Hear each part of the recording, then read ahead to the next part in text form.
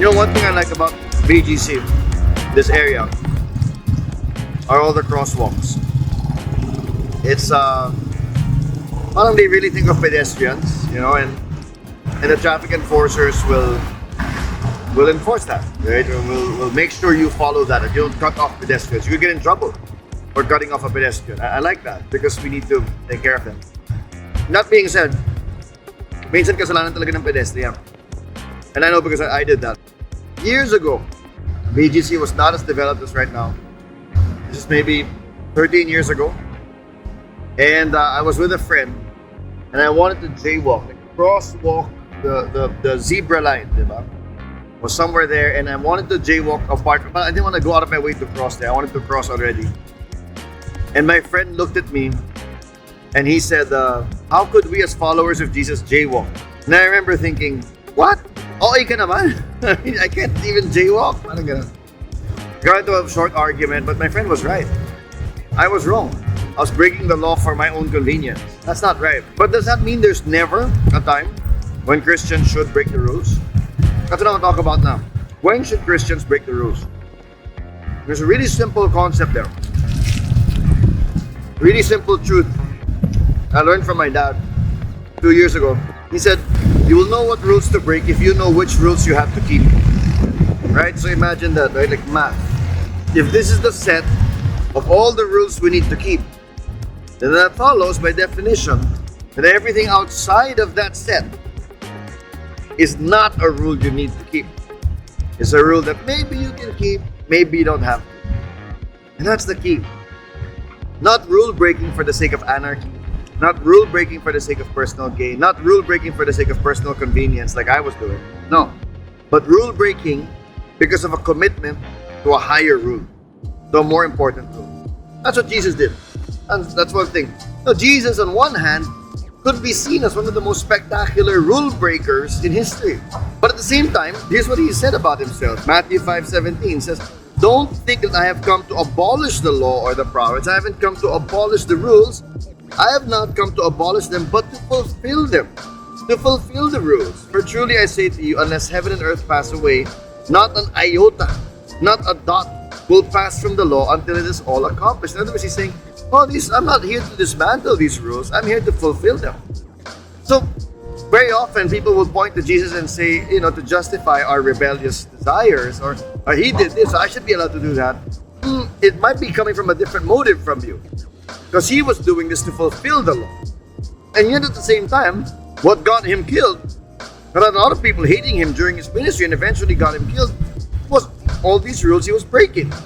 He was just breaking rules left and right. Rules that their very rule-conscious society were following. Here's an example. He would heal on the Sabbath. And he would do it so often that his enemies would wait. They would be like, he's probably going to do this. Knowing him, he's already violated the Sabbath a bunch of times when his disciples gathered grain when they shouldn't have.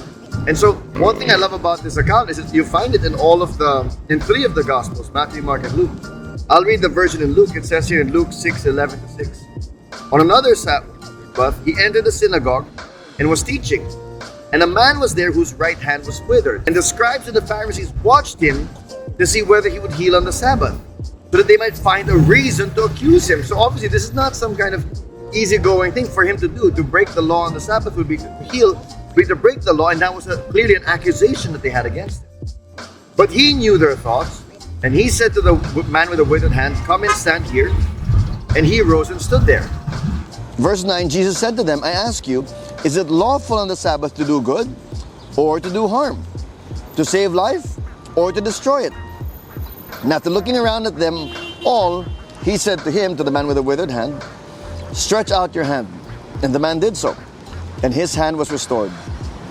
You see, this is a dramatic, miraculous healing of a man who had been suffering for so long.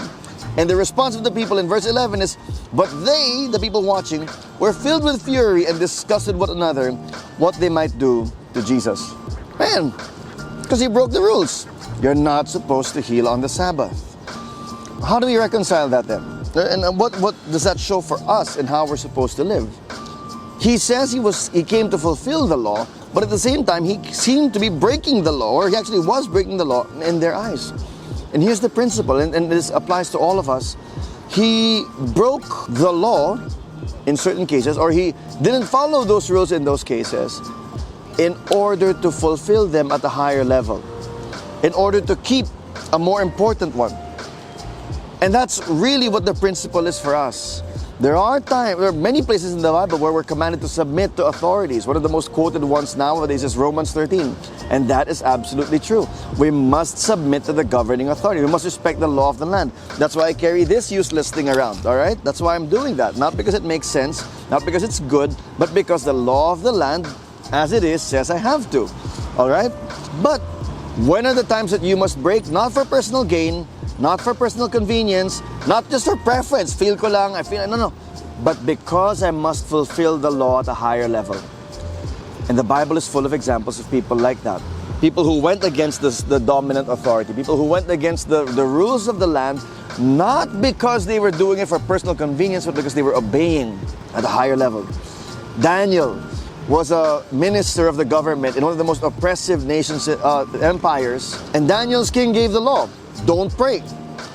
And he obeyed his king in every area he could, but in that area, I can't obey you. I must obey. I will break your law to obey a higher one, which is to follow the higher authority, which is my God. I'll share a link in the description there, but we have a discipleship material in our church about this, which is open to anyone. You don't even need to be from our church to access it. But I'll show you where to get it, and it talks about, it's a Bible study lesson, a small group lesson about civil disobedience and instances of it in the Bible. And there are people who obeyed despite the corrupt and oppressive government authorities that they had at the time. And there were people who disobeyed because they were corrupt, but each time, all of these people, what united them was they were obeying the higher power. They were obeying God. The midwives to Pharaoh, Nathan confronted David, Elijah confronted Ahab. That's the civil disobedience part. John the Baptist confronted Herod. Peter defied the high priest. But you also have the civil obedience part. Nehemiah served the king of Persia. Daniel served Darius. So when do Christians break the rules? When is it right to do that? Not for self-interest. Hindi dahil makakalamang ako. No, that's the wrong reason. But because I'm obeying a higher law.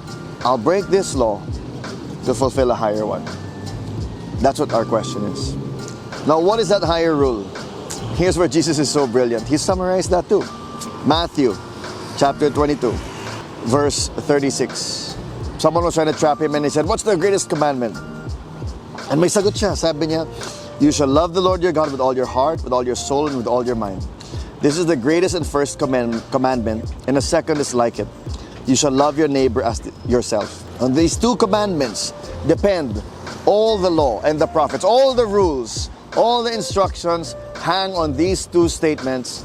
Love God with all your heart, soul, mind, and love your neighbor as yourself.